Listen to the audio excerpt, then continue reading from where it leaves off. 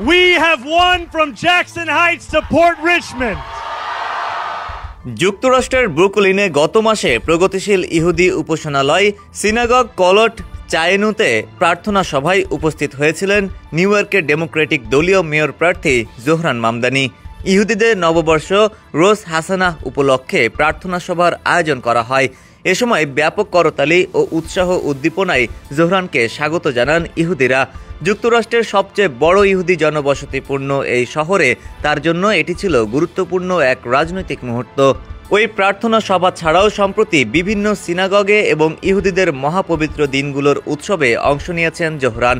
এটি স্পষ্টভাবে তার রাজনৈতিক কৌশলেরই অংশ বলে ধরা যায়।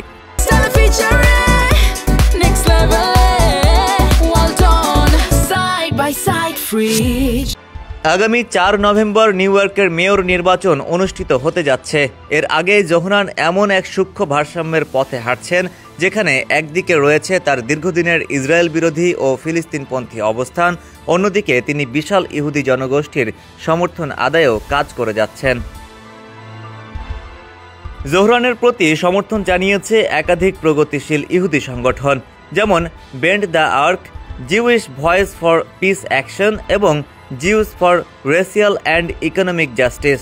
এসব সংগঠন প্রকাশ্যে গাজা যুদ্ধে ইসরায়েলের ভূমিকার সমালোচনা করেছে এবং জোহরানের প্রচারে মাঠে নেমেছে।